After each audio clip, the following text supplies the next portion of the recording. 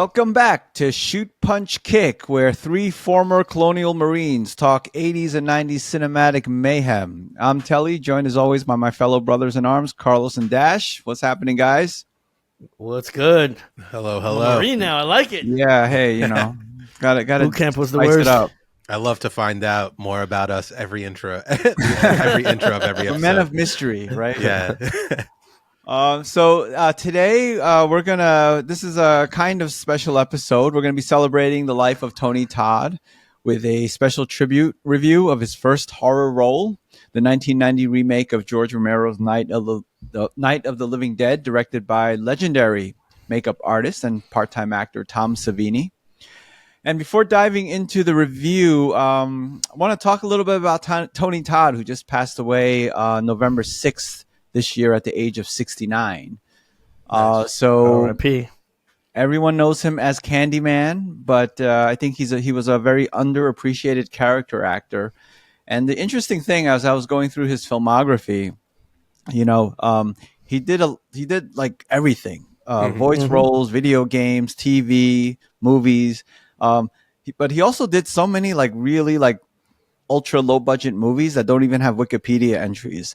And it's always a shame when I see an actor of his talent like doing these sort of like micro budgeted movies. I mean, he should have been doing a lot more lead roles, a lot of much bigger roles in bigger movies.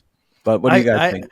So just off of the statement that you just made about feeling sorry for him, again, conversely, I would say if you look at his IMDb, he was a constantly working actor, right? And maybe not the biggest headliner in everything that you've seen, but I mean, I guess we'll break out a little bit more in this discussion. There's so many things when you look back on his IMDb page and you're like, oh man, I forgot that he did so many episodes of Star Trek. I forgot he was in one of my favorite episodes of DS9 where he plays Cisco's son, like in the future. I forgot that he did the voice for this and for that. So, I mean, instead of lamenting that he didn't have anything on a larger stage, anything bigger than like Candyman, I would conversely argue that, like, if you look, his art is everywhere. I mean, just scrolling down his IMDb page, like your fingers get tired. Keep scrolling, keep scrolling.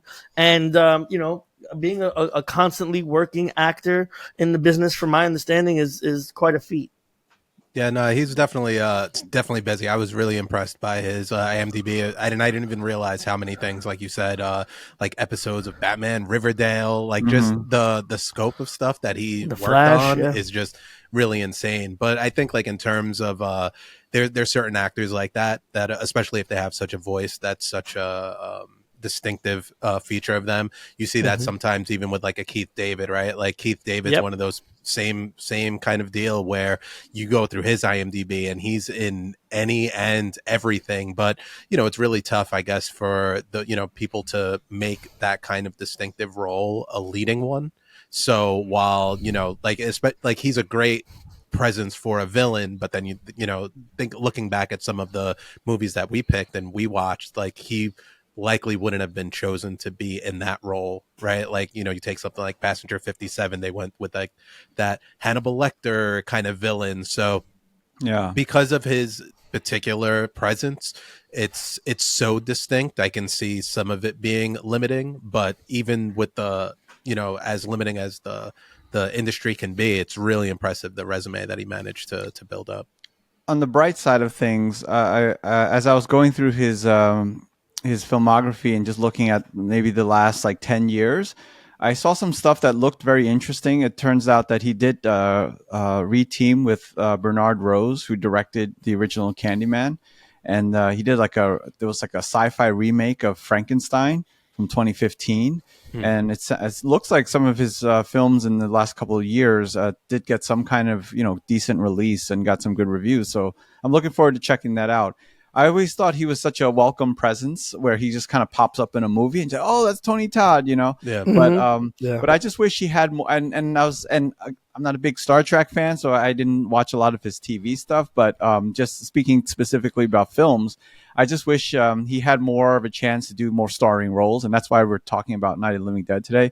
Because I wish he had more of a career like Lance Henriksen, who did he did his character thing, but he also had starring roles. Even though they were B movies, it was always nice to watch him. And then, of course, he had his TV show, Millennium, and which Tony Todd had some of those higher profile opportunities. Yeah, I think like the difference was they just seemed to just constantly pigeonhole him as this like, you know, this the voice and that presence, and even something like The Crow, he could have Yeah. been a villain in that, but they make him like the sidekick, you know, kind of role. And I hope in some of these movies that I haven't seen, he has more of a presence, because he can do so much more. Like this movie shown that he doesn't need to be menacing voice, you know, omnipotent voice. Yeah, Yeah, on top of to your point about him not just having a certain level of charisma that wasn't used a lot, going through the IMDb database, there's a lot of me like, oh, that's right, I forgot he was in that movie. Again, when we rewatched The Crow, I totally forgot Tony Todd was even in the movie. Why? Because they didn't really give him an opportunity to make a lasting impression in that movie. So you're right in that respect. There's a lot of movies that he was in where he played such a big role, and it was a shame to waste that level of charisma and talent just in somebody kind of in the background looking menacing, or maybe delivering one, you know, scary line because he had that deep voice. Mm-hmm. Yeah, and also just to kind of round it out a little bit, you know, it turns out I didn't know he did Broadway, and he did Shakespearean plays, but I guess you can kind of sense that from just the gravitas he adds to all the roles that he's played. And I remember also reading like a blind item on like Crazy Days and Nights, which is like an insider kind of gossip website about Hollywood, that he was like truly a nice guy. Even at these fan conventions, like I think he intervened when like people are trying to take advantage of this like drunk woman or something. So he was like personally as a human being, a really great guy. And that's always a shame when that happens, when someone passes so young, because like 69 is by today's standards too young to go. Yeah, absolutely. But I think it's cool that he was involved with. He seems like somebody who did accept his career and what it was. I always feel that like whenever I see certain people that are on like the convention circuit and really like doing things with the fans and really embracing his role as like, you know, a horror royalty. And I always love that, where despite not having that, you know, those leading roles, to still be like appreciative of the fans and spend time with them. And you know, when he passed, I started seeing on social media a lot of people sharing really cool stories about how they met him, and he was one of the nicest people. So Yeah. you know, with that resume, and especially when you get into like the tiny fandoms of X-Files or you know, Deep Space Nine, you know, meeting him on those, you know, those like interactions, it sounded like it always measured up to what the fans would hope that experience would be. And I think like when you talk about, you know, just being a nice guy on set, sounds like he was also one as well with you know, with his fans. Yeah, the thing is, he's known, you know, iconically as, you know, for his performance in Candyman. But you know, I'm a big Hellraiser fan, as some of you know. But I know like Doug Bradley, who played Pinhead in the movies. He sort of, you know, people always talk about his performance in the first movie, but he's only in the first movie for a couple of minutes, you know. And I wonder with Tony Todd if there was ever a sense of resentment, because you know, there was Candyman 2 and 3 that he was in. 2 was so. 3 was terrible.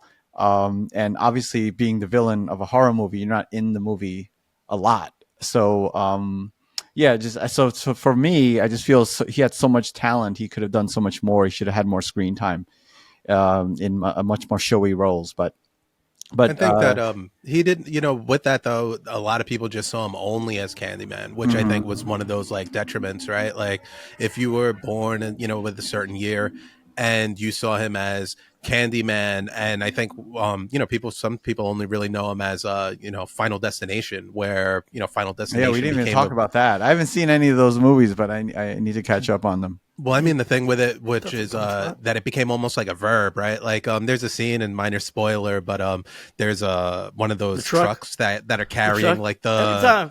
Yeah, that are carrying the lumber or something, yeah, or the beams lumber or something. and you know, an accident falls, and it just became like this, you know, the precursor to a meme. But just like, you know, if you're in a car, you're like, oh, don't get Final Destination. And Yeah, you know, yep, he didn't have a huge role in that, but he had like the role of the guy who knew every, you know, what was going on, and you know, imparting the knowledge on people. And that is such like a you know, especially for like 90s kids, that we didn't have that not that I'm a 90s kid, but I'm an 80s baby, but like the 90s didn't have like the Nightmare on Elm Streets, the Jasons. They had like horror movies, but not those like really big franchises until kind of like Scream really came out. But Final Destination was one of the few, and there was like an entire generation that only saw Tony Todd as this like, you know, voice of authority in the horror franchise, that a lot of people just wouldn't even fathom that he is a leading actor or could do a role even as deep as the one you know, for the movie that we're going to talk about.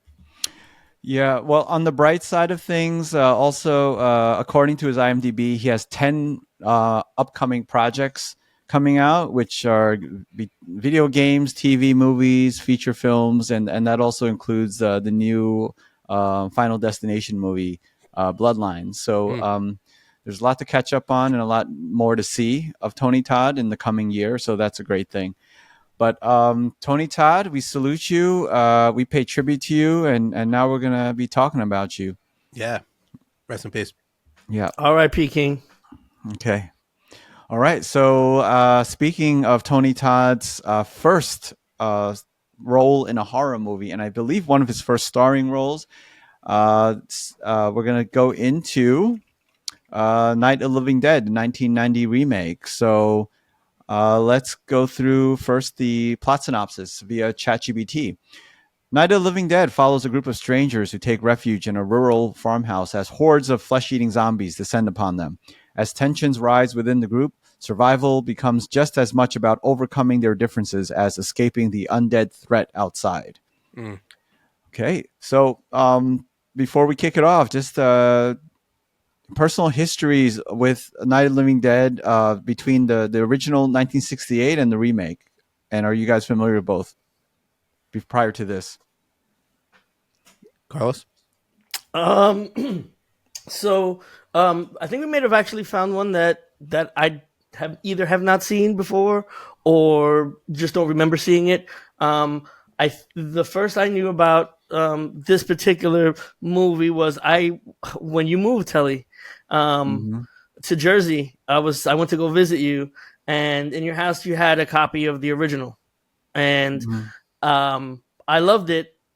And one of the reasons I loved it is because it's, you know, considered the granddaddy of the genre, and the concept was really interesting. Okay, these people are stuck inside, and they're trying to barricade up the most they can, but I was really intrigued by the idea that the more dangerous were the people inside the house than the zombies themselves. So I really enjoyed it. At the time that this movie came out, I was into zombie movies, but I was into, I think it was like Return of the Living Dead and those movies, which were a little bit more campy.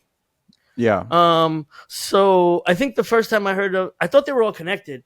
It's only now watching this and I'm realizing that these are completely it has different a very things. Confusing history in terms of the way Like they all connect and don't. So anyway, all of that is just to say that this is the first time I had seen the original, but this is the first time watching this remake, at least that I can remember. Oh, wow. Anthony? This was one of the last movies I think that really terrified me. I remember. I can watch horror movies now. I just don't jump. Like I don't. The remake I like or the remake. Okay. And I remember my grandmother was she was coming home from Florida, and I was at my mom's house, and I was staying with my grandma, and she was supposed to come home that night, but her flight got delayed, and they were like, "Hey, do you think you can, you know, be okay by yourself overnight?" And I was like, "Yeah, what'll happen?" Wind up watching this movie on, I think, like Showtime late at night, and it scared the shit out of me. Hadn't seen the original at the time, but just saw this one, and then later on went back and saw. My dad had the tape, the VHS of the black and white version. Saw that one, and I was really shocked by the differences of the movie, especially the end. But I remember it just. The original really stuck with me because of the I just associated it with the Twilight Zone because it was black and white and it's so dark, and the twist ending, and I just thought it was like such a dark movie. But really I feel like this remake, despite only seeing it a couple of times as a kid, really like stapled itself as what I believed zombie movies or zombies were. So haven't seen this probably in more than 25 years, but it was so cool to watch this again. All right. Yeah, I love the original Night of the Living Dead, and that's a movie I put off watching because, you know, being a kid, you like black and white. I'm like, that's old. I don't want to watch that. But I was just I was blown away by it the first time I saw it because not just from a filmmaking perspective, but just like all the undertones and subtext that they were able to layer in. Or maybe people are just reading it, and maybe it's just a Rorschach test. But either A way, little bit of that too. yeah, I think there's a little bit of that. But either way, it's just such a compelling and smart movie for a low budget film. And I put off watching the remake for a very long time because not much has been ever said about the remake. No one really talked about it that much. And during COVID, I was watching all those like zombie plague movies and everything, and this was on the list, and I Perfect was time very, for it. yeah, I was very pleasantly surprised by it. So, Mhm. so let's get into some background about the movie. It came out October 19th, 1990, so this makes it 34 years old, and it came at a time where there was a zombie horror revival in the late 80s and early 90s. And again, as I mentioned, it was directed by Tom Savini, who is primarily known for special effects, but younger people probably know him for his cameos in like Dusk Till Tarantino and Dawn. Robert Rodriguez related projects. And this was written by George Romero himself, based on obviously his 1968 original. So everyone knows the story. And just going back to it again, Carlos, you were hinting at some initial thoughts. What did you think? Just kind of revisiting this. I was wholly unimpressed with this remake. Um, I don't understand the idea of wanting to remake a film. Like the first one made a lot of sense why it blew up because no one had seen the idea before. It was kind of new conceptually, and it was done for a dirt cheap budget. And so I just really didn't understand the point of doing this remake with again clearly a small budget. This did not strike me as a big budget feature film. Maybe I was wrong. I haven't done the research, but it didn't come off to me like it was. And with the exception of the ending, I feel like for the most part it was almost slavish to the source material, even using some specific lines Mhm. in the intro. And so why do it if you're not gonna big the budget up and you're not gonna really inject any new ideas into the concept? Except for, of course, we can discuss the ending later. It just didn't hit. And one thing that really killed me a lot is I'm not sure if it was the dialogue or the acting, but it just screamed budget and amateurish. And I think the main culprit for me was the final lady. I just think she's such a terrible actress. And I don't know if it was the lines delivered. So this really didn't hit for me. The one thing that I will say though is that I thought Tony Todd was the staple that did the best he could with what he had to try to hold the film together. And I thought he was great in this, but overall I was wholly unimpressed. Oh, okay, interesting. I'm Dash. going in the opposite. I don't think it surpassed the original by any stretch. But one of the things that I find really interesting about it is I agree with you, right? It doesn't go too far away from the source material, so why does it need to be made? But also, judging by my age when I saw it, I do kind of get the argument to remake movies and kind of keep them similar, because I don't know how long it would have taken me to go back to a 1960s movie, you know, to go back to the horror roots. Like I could see myself, which I did see this, you know, on TV, introduced me to zombies, introduced me to the franchise, and then, you know, allowed me to go back. Being pretty familiar with the source material, it's definitely much more like economical in the time spent. I think like a lot of the criticisms that I would have on the original are addressed in this movie, which is like, you know, a kind of shallow woman protagonist who doesn't have much to do. Some of the like the original actions of the zombies are kind of like corny, and like, you know, the way the action unfolds is, you know, very 60s filmmaking, which isn't the most scary. So, you know, they updated a lot of that stuff. The you know, the effects are obviously, especially the makeup, are better, but I was really surprised by the restraint in it to keep it so close to the original, because you know, the director is known for these really elaborate makeup effects. And then Which also George Romero movies have also gotten really crazy. If you've seen some of like the Day of the Dead like attacks and people getting ripped apart, a lot of that stuff isn't in this, so it is really Yeah, and constrained. And what's Yeah, go ahead, Tom. ironic is Tom Savini was the guy that did the makeup for Dawn of the Dead and I Hmm. believe Day of the Dead. So that's definitely restraint there. And yeah, Carlos, yeah, I gotta also take the other position. I really enjoyed this movie, and I think it's a great companion piece to the 1968 one because every time I watch this movie, I go back to the 68 one just to kind of compare. And I did this last night. I watched like maybe the second half of the 1968 one, and they're very different. They're similar, but they're also very different. 1968 one plays out. There's a lot more dialogue and a lot more like bickering between the characters.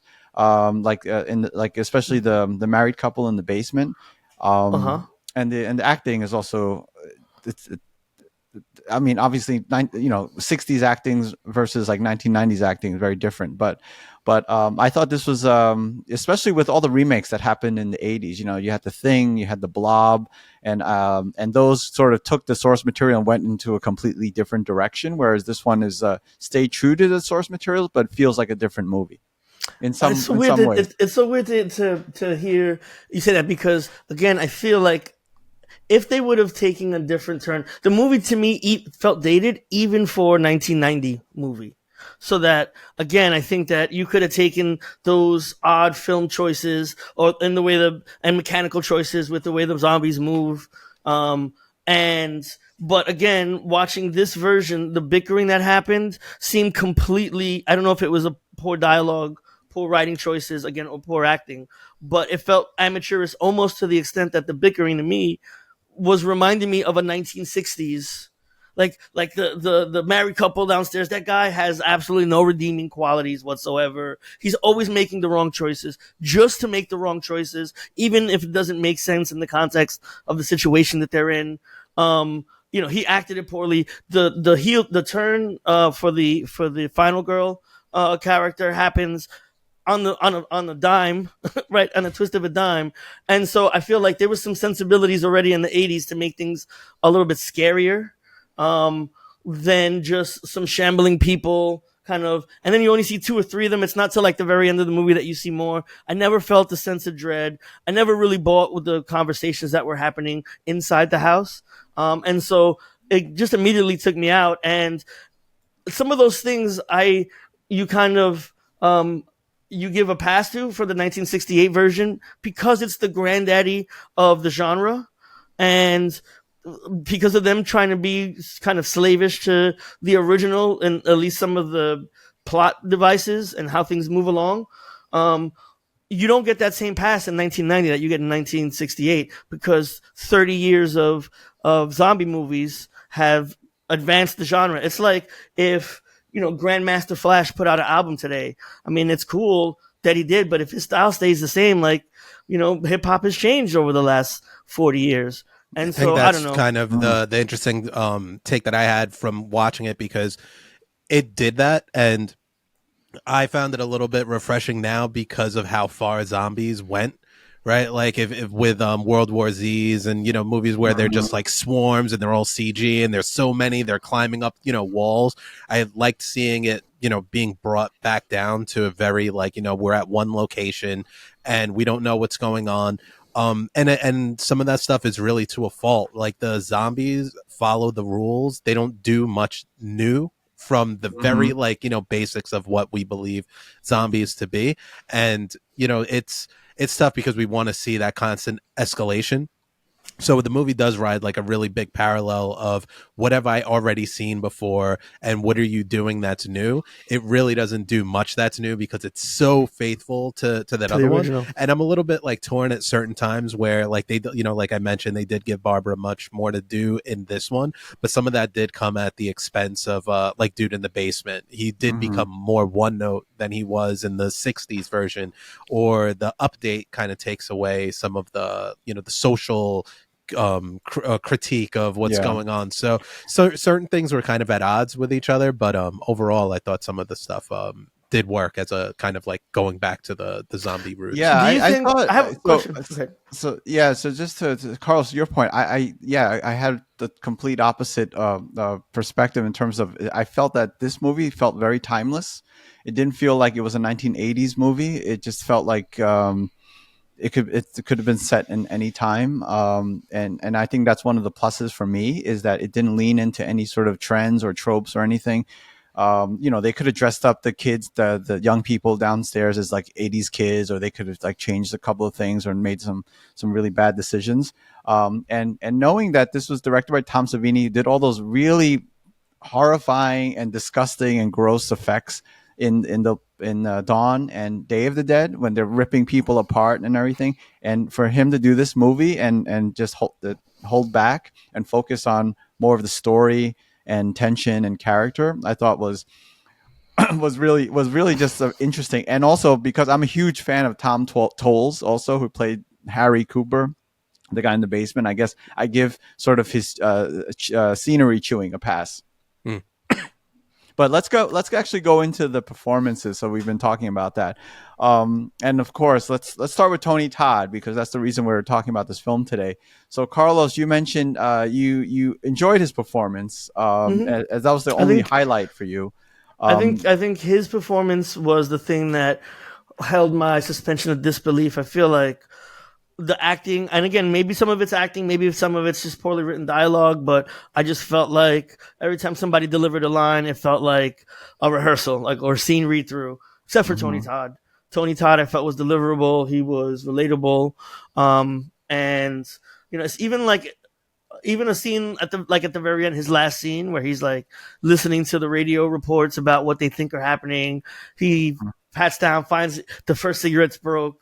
He's kind of laughing. Oh, you got that right. Like, he even sold that, which I think would be hard pressed for other actors to find something that's such a vulnerable and like self-reflective scene, but do it such justice in the midst of the chaos that was going on around him. So I really enjoyed his performance. One of the few performances in this movie that I really enjoyed. No, I thought it was great. I thought the performance all around were serviceable to good. One thing about COVID is it did make me realize that some of the like the bad guys in horror movies, like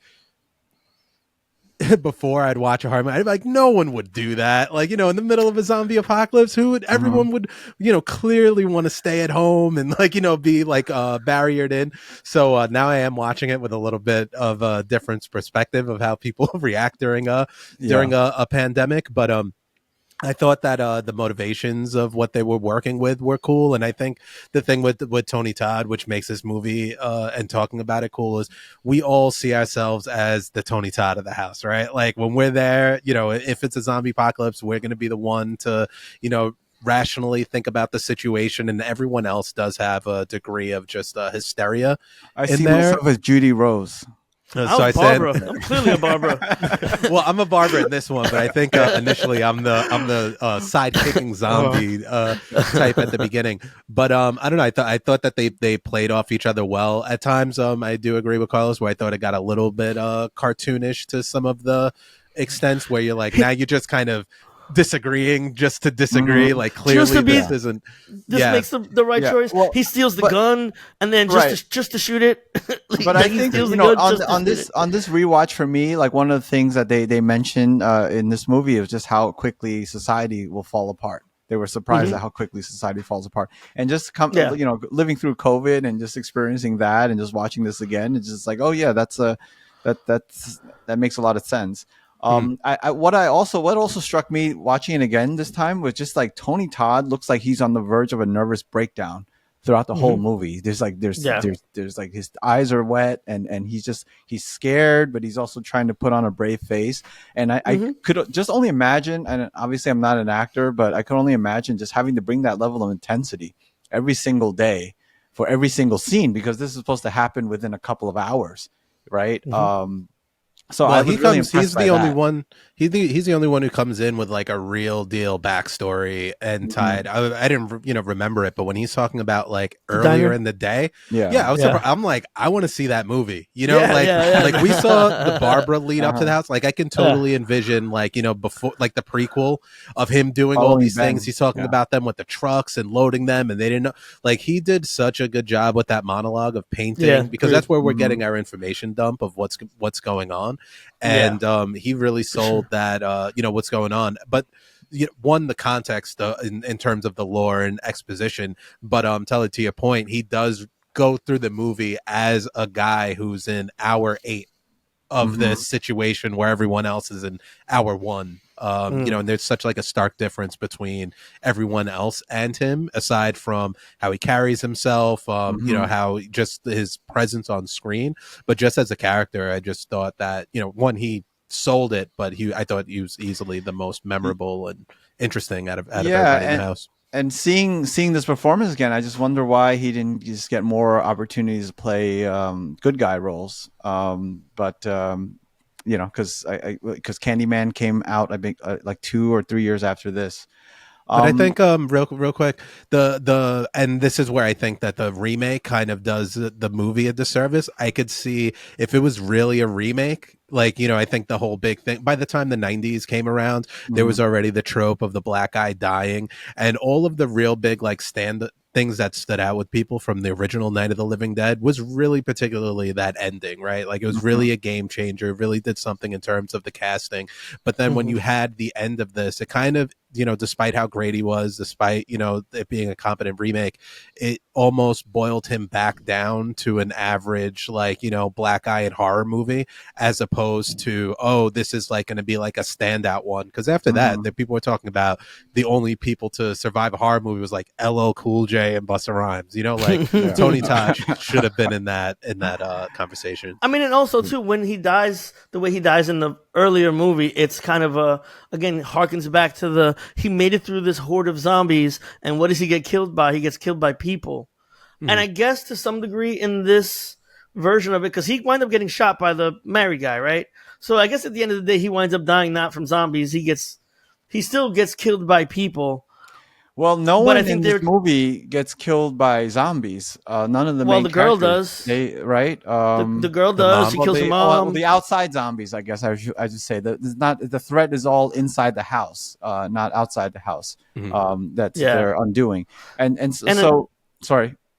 No, I was just going to say their version of that, again, was to empower Barbara to kill this guy at the end, which I mean, I guess for like an aha moment is kind of cool, but I felt like they were just doing that so that they could have their own version of like a decision at the end of the movie that made people ask questions. And I think it didn't work. It didn't have anything to say really about people. It didn't really have anything to say other than, at the end, she's a badass now because she had this heel turn again on a dime, and now she's Xena warrior princess, and then Mad Max, she's going to be a survivor, right? I don't know. Yeah, so let's talk about Barbara, played by Patricia Tallman. Carlos, you were definitely not a fan of hers. I thought she was serviceable, because in the original movie, that character after the very beginning really doesn't have anything to do. I wonder maybe if for this remake they should have just wrote the character out, and it could have opened with Ben. Just getting to the house or something. Getting to the house himself. Or give us the diner scene. Yeah. Or give us the diner That's what I scene. mean. Yeah. So that's what I mean. So I think, and this is just me reading the tea leaves, I wonder if the ending there they needed to give her like a fine point to her character, right? Because she is kind of, I mean, it didn't distract me where I was like, why is she even here? But since everyone is sort of, I don't know. I just felt in the remake. It's like they were trying to fit her into the story, and it becomes like it's really Tony Todd's story and Ben's story. So maybe that ending was just okay. We got to give her some kind of arc, so she'll shoot. I think they probably lost the social thread of this being like a really big like thing in the civil rights era, and I think that they went probably for the subversion of the final girl trope. Yeah. right? Of like, she's not going to be a damsel in distress. We're going to give her something to do. But I think that it came at the expense of two very similar character arcs going parallel with each Hmm. other, which are almost negating the other one, right? So it Yeah. became, Barbara's arc of rising against, Tony Todd's survival. And here was someone who, the original story is, someone who just keeps overcoming to die, in a ridiculous way, where her arc is like, to go from damsel in distress to badass. Hmm. But the big revelation is we're not that different from the monsters, and it's like, that's a little bit of a Yeah. cliche. It wasn't as earned as seeing someone on screen go through all those moments, because I think, like, in order for that to really land, there can't be a dispute of seeing that build up. Talking to Yeah. Carlos, he's like, it came out of nowhere. And if it doesn't feel earned, especially for an ending that has over 50 years of people remembering its relevance, it's just going to come off flat by comparison. Yeah. And I think that's what I mean in defense of the film. And again, this is just sort of maybe just a reading into it, but I wonder if that whole thing of her shooting Cooper was like, we're as bad as them, or we're them and they're us. And then speaking of just some of the other supporting characters, I thought the performances all around were solid, especially for a horror movie. Everyone was believable. Tom Tolles, I know he's very intense in the movie. I love him from Henry Portrait of a Serial Killer. He's like the disgusting, vile sidekick in that film. Um, but yeah, I thought he kind of chews up the scenery a little bit. But if you like the actor, I guess it's forgivable. And then Bill Moseley was also in the film as Barbara's brother in the opening. And Bill Moseley, you probably know him from a lot of Rob Zombie movies, although I haven't seen a lot of Rob Zombie movies lately. Um, but I also thought, and props to the zombies, because I thought the people playing the zombies did a really good job. They weren't just like kind of just like walking slowly and doing caricatures, but they were very believable. So I don't know if they Yeah, got so like. so again, shout out to the actors and their movements, and I thought that was Mhm. well done. I agree, Yeah. 100%.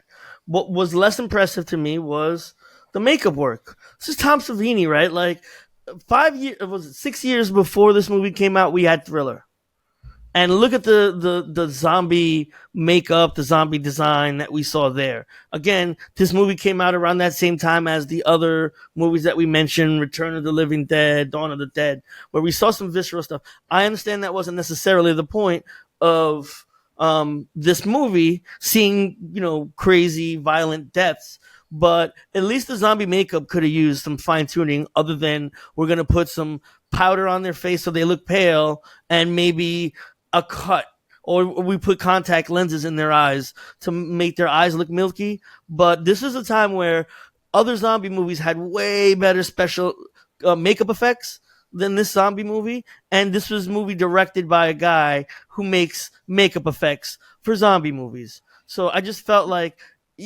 yes, I like the motion, and their body movements did sell the zombie kind of allure that we see now. But the makeup was, and again, some of this is, we're from a time now where we've seen running zombies. So it's a little bit hard for us to get super scared by the shambling ones. That's no fault of the movie. That's more Hmm. fault of we've just had 50 years of zombie movies. But at least with the makeup, I felt like they could have done a little bit more than just the milky eyes and the very flushed skin tones. I'm Oh, gonna I, go I hot like the take makeup. opposite Yeah. direction. I think that and they say it in the movie, and this is where I think Tom's directing really drives home everything. They say that these are really only the recently Hmm. deceased, and so I understand why everyone looks pretty close to like having just died or not, like, and that's probably what it would look like. I could see him like going and looking at like a morgue, looking at photos and saying, what is someone who died 24 hours ago, how far along would they decompose? Because Yeah. ironically, I have that issue with The Walking Dead because of how good it is, how good how good the makeup is. everyone looks like they're like been dead for 50 years. Everyone died a violent death, and it almost takes away from the Yeah. environment because it's like, was everyone involved in a lawnmower accident? You know what I So, mean? Like it so, gets a so little that's a bit fair Yeah. point. unbelievable. Yeah, That's a yeah, fair they were point. supposed to be However, newly. having said that, there were some ports at which now there's some combat happening, right? Mhm. And so now there's reasons for some of these zombies to look messed up because they just got hit over the head 18 times with a fire poker, right? Or Mhm. you got shot a couple of times. And in those scenarios, at least then and there, you could show me something a little bit more than a rudimentary, scratch on their head Mhm. that didn't look even viable then. Like I Mhm. get it, for the most part, most of them don't have to look like their face is coming, peeling off the Mhm. side of their head. I get that. But at least in the combat, show me something. And I was just looking at it and comparing it to other movies of the same genre at around the same time. And this, I don't know. This Yeah, highlights no, it for me. I also like the look of the zombies too. The pale skin and just enough. There was enough blood and viscera for it to be gross, like the fat zombie that the barber encounters in the house. In the house. Yeah. Um, so and then there's that like that zombie that's like hairless that barber shoots like a couple of times, and it Mhm. almost looks like he almost looks like a rattlesnake, or RuPaul or one or the other. Yeah, I don't know. Rudolph snake. I really just enjoyed the way they looked. Consistently looked, especially when you compare it to the first one.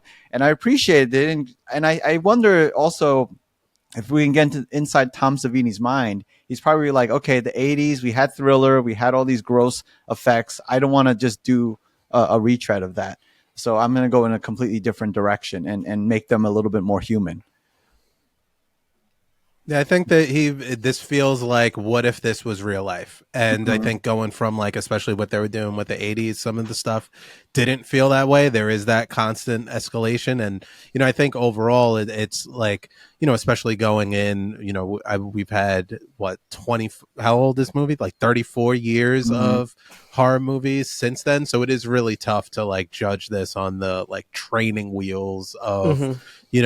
horror. 30 But years. overall, especially knowing like his what he's done outside of this movie and other ones of just I was just overall really impressed with the restraint all around Yes, to confine it back to the original, because it's so easy to just go, you know what I didn't like in the original, why don't they do this, and the head should be falling off, and all of Mhm. these things, and they were just like, no, this is what happened in it. And in terms of what I think like a remake sometimes loses the idea of introducing it to a new audience. And when I eventually did see the original, I was like, wow, this is really close. Where now if you saw RoboCop the remake, you'd be like, this is Mhm. nothing like it. And I feel like a lot of the bad remakes could really serve to get back to the roots, just keep it grounded in that. Would it would a remake of RoboCop be, we've seen robots run, we've seen CG, we've seen all of these things that it should be better. But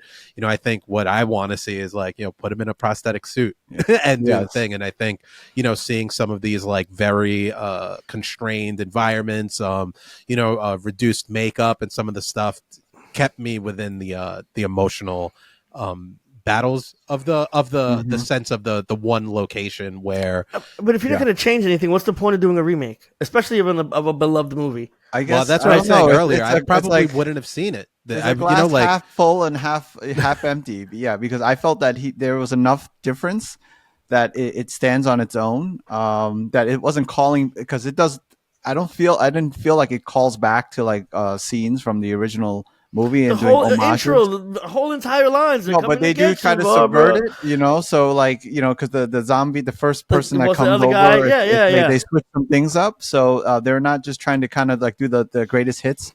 But let's talk about Tom Savini, because one thing you mentioned, Carlos, was just about your criticism about the makeup. And Tom Savini, he was a combat photographer in Vietnam, and that's how he got sort of his inspiration to do all those gross effects, because he saw Oh the wow, effects of war and people being like shot apart and ripped apart. um it's so dark. so I think so I gotta wonder, those designs must have been intentional for this remake. But thoughts, yeah, but we were already talking about just him as a director. And I think for a first film from a makeup guy, I think this was a really to me, an outstanding sort of feature film debut. And I don't know if he went on to direct any more films, but I thought this was a solid, well directed movie for a first time director who's a makeup artist. Dash, thoughts? No, I think he did a good job, especially I think where he shined was really like set design and Mm-hmm. really just building that environment of a timeless thing. This does feel like, you know, if aside from quality or whatever, this could be something that came out 10 years ago, could 30 years ago, because there's not that much like orienting it with like I would argue it modern could come out tech. now from like an A24, you know. Yeah, so, you know, and to be confined to one location, the house has so much like character, where they Yeah. are, it does, you're always like oriented of where the characters are in relation to each other. And just it could easily feel more claustrophobic and cheap than I thought, but it did feel intentional of, okay, we're in this part of the house, this is why we're spending time here. And when the moments unfold to break up any kind of like, you know, lull, to just kind of ride that balance of keeping it interesting. I think for a debut, especially on something that was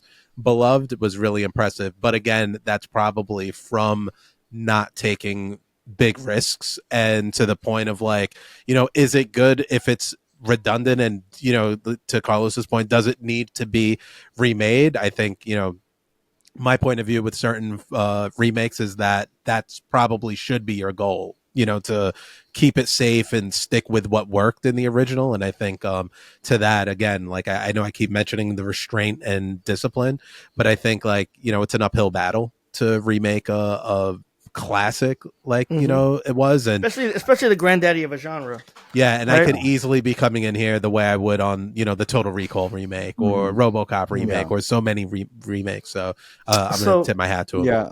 I So, think that Carl, my thoughts take of yeah, on Savini as his the direction director. Hmm. as a director,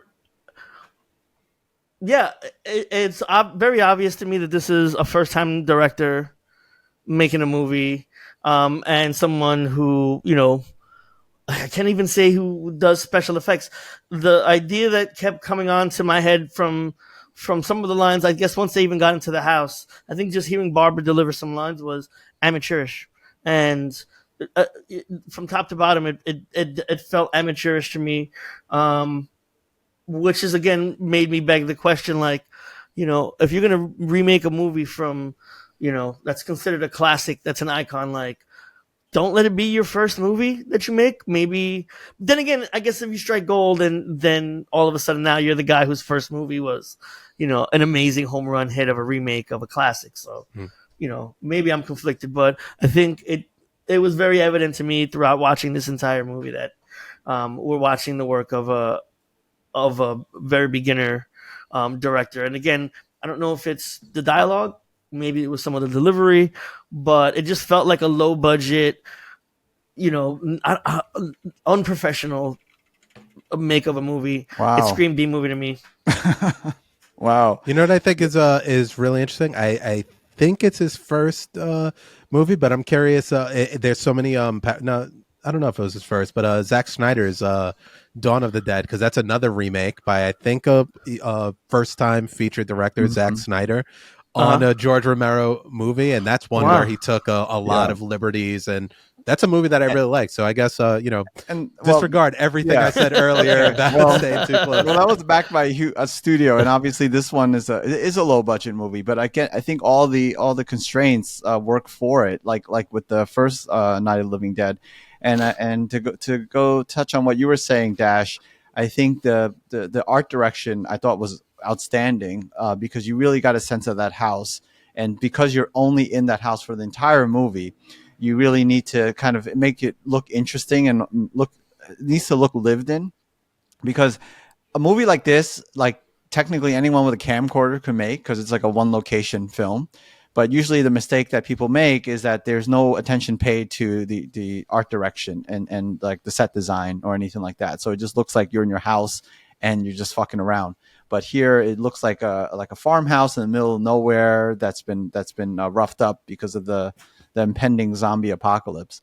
Um, It's a shame that he didn't. I don't know if he directed more films. I'm just curious if he did direct any more movies after this. Let me quickly. But he has done some TV and some series that have Okay. gone on to like have multiple seasons. So I am curious to see. Okay. So like Nosferatu, Lock and Key.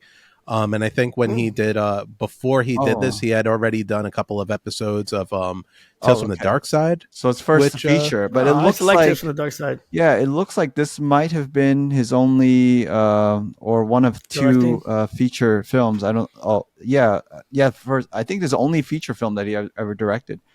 And correct us if we're wrong in the comments. But so let's go to our favorite scene from the movie. And Carlos, we'll start with you since you probably don't have many. No, I mean there was stuff.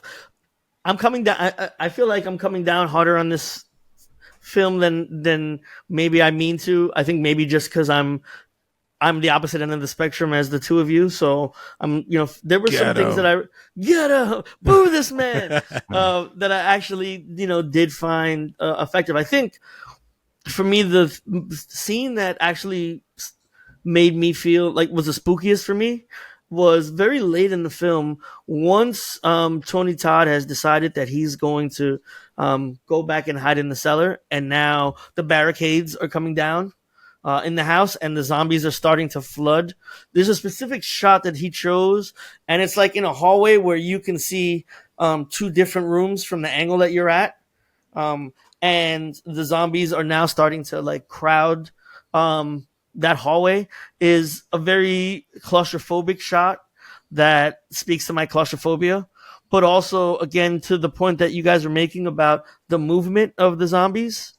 It was just a chilling image, and or a bunch of images, seeing them move in there, and that really got to me. And I think that was the one time in the film where I felt spooked out by what I was seeing.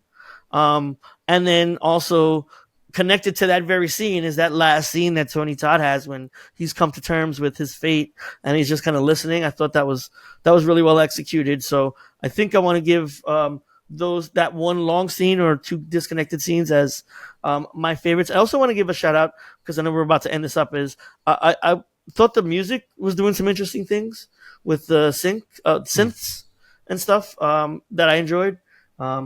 Just a side note, but yeah. Okay, Dash, favorite scene.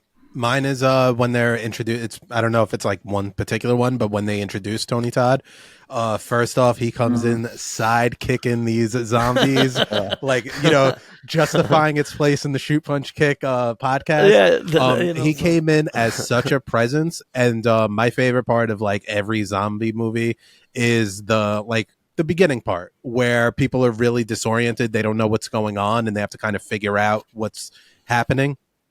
And just his establishment of his day, the world outside of what's going on in the house. That was a great scene. I thought he just sold the idea of, because again, for me, like I had seen zombies, and if we're talking about like remaking, if a remake does what it's supposed to do, it's supposed to introduce a new generation to an old story. So I'm picturing that as like if this is someone's first zombie movie, and I think like busting into the house and talking about what's happening on the larger scale is more effective than probably seeing it. You see the fear in Tony Todd's face. I just thought he did such a great job of delivering that world. And then that's my favorite part of the concept of zombies. The million different stories that begin and end everywhere. What happens in the town, what happened in the house over, what's happening in the basement. And I just thought that it, one, set him up as, someone that you're going to root for in the movie. He also comes in as like the savior of Barbara, who, at this point is who we're supposed to be rooting for. And then just, an amazing job of setting also, up the stakes of the way he why you delivered should that fear was zombies. The way he delivered that was also excellent. That whole monologue he goes into about everybody's talking, but all they're doing is talking shit. Right? One person says that it's because of a chemical plant drop. One, like the way he had that scene and delivered that exposition, I thought was really expertly done. And again, a testament to his acting. And then also too, I think it was really cool. Was a side note to that was the radio station, or was it television? Thing where like television. They're looking at different possible reasons for the offset, because I think I don't think that in the original one they cared at all about talking about why people thought this was happening. No, there I were think they said it was several. like a Was there? There satellite. were Was actually there? more scenes of that Was of there? like TV Okay, it's news been a reports, while. and that was something that I missed in the remake that I wish there was a little bit more of to see sort of what Oh, was okay. happening in the outside world through the TV.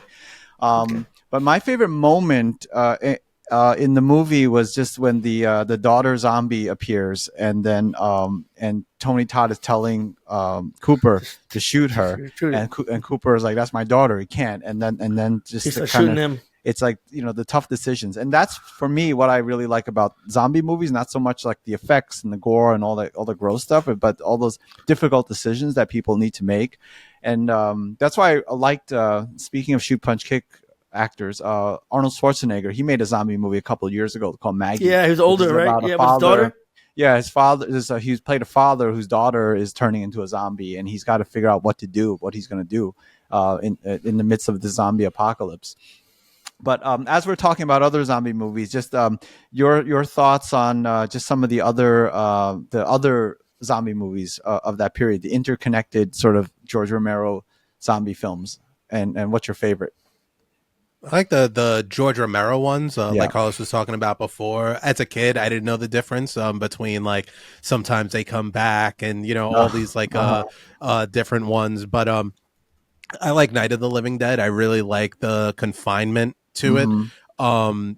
The social commentary on other stuff like Day of the Dead. I think Mm-hmm. especially as a kid was a little too highbrow of reading into of like, no, this is really about the commercialism of Mm-hmm. like, I really just like those immediate decisions on like a much smaller scale versus the bigger set pieces of Yeah. like they're in an army base, they're in a mall. So I'll always go back to the original Night of the Living Dead because after I saw the original, after this one, I just preferred that one over the remake. But I love the setup of the house, which also went on to Mm-hmm. influence like a big Resident Evil fan. Really like the Saw. Like Well, this I influeed everything. So, like, Yeah, exactly. it's a So granddaddy. I just really enjoyed the mm-hmm. confinement of the OG. Um, for me, the only zombie movies I knew from that era were the Return of the Living Dead ones, the more funny ones where, oh no, we're in a graveyard and some ooze melts into the graveyard and now we're stuck in, the funeral home. Or we're stuck in the mall. And so I can't really pick one specifically that I liked. I liked zombies in general, but if I had to pick like my favorite zombie movie of all time, it's clearly Shaun of the Dead. So it's Mm-hmm. just kind of hard for me to pick one of those from that genre of time because it was something I enjoyed, but there was no particular standouts for me. And I was young, right? What do I remember from when I was 8 till Yeah. 12 watching these zombie movies that came, but they all kind of bled into one, zombie movie in my head. So my pick is Shaun of the Dead, I guess. Yeah, when it comes to the Romero movies, I go back to the original and this one the most. I know a lot of people love Dawn of the Dead, but I just for whatever reason I go back to these because I just like the confinement of them. Is Dawn And is the one in the mall? that Dawn Yeah. is the one in the That's mall. Yeah, Dawn is the one in the Day mall. of the Okay. Dead is the one in the bunker. And So that's not part yeah, of this. Romero didn't do Dawn of the Dead. The mall no, he did the was not a mall one. Romero. He did Yeah. do the Oh, he mall one. did. Okay. Yeah. Okay. And then in terms of the other films, I do love the Return of the Living Dead, which is George Romero had nothing to do with, but his partner who did Night of the Living Dead produced that one. Mm. Okay, so let's wrap this up. So this Night of the Living Dead, the 1990 version, was shot on with a budget of 4.2 million. It only made 5.8 in the box office, so not necessarily a hit, but I think it's become more appreciated over time. Made his money And on back. Rotten Tomatoes, it's got a 68% tomato meter score and a 68% audience score. On IMDb, 6.8 out of 10, Letterboxd 3.4 out of 5. And critic reviews at the time, Roger Ebert, who we all love, gave it 1 out of 4 stars. He said, the remake is so close to the original that there is no reason to see both, unless you want to prove to yourself that black and white photography is indeed more effective than color for this material. A film that confuses screaming with emotion. Okay. This is why. Anyway, so I had a hard time finding major outlets that gave it a positive review, but I did find a reviewer from BBC, Almar Afflidason. He gave it 4 out of 5. He said the idea of remaking the classic Night of the Living Dead would certainly seem like sacrilege to many fans. Yet the resulting movie stands on its own merits as a taut, if slightly sterile, horror film. And then going to the fans and the regular people, I pulled out two most recent reviews from IMDb. And Andy J. Flaherty said, if you have seen, he gave out 6 out of 10. He said, if you have seen the original, don't expect this remake to blow you away. And if you haven't seen the original, well, there are plenty of other similar films that are more exciting and have better effects. It's not bad or anything, and it's competently made, but it feels like a pointless remake for a genre that is far ahead of what this offers. And then the second most recent review from Sargon 2, 9 out of 10. And this is a little weird to read. I couldn't quite understand, but that's what makes this fun. He said, I saw it as a child more than 30 years ago, and it is one of my favorite zombie movies like Return of the Living Dead, Reanimator, or Wreck. Tony Todd, 1.96 meters, and Tom Toll's 1.91 meters are not so tall. There would be more difference in height with respect to women like Patricia Tallman, 1.75 meters. Her name is Tallman. I don't know. You don't know what people are doing when they're writing these reviews. Okay, so let's cap it off with our ratings. Dash, why don't you kick it off?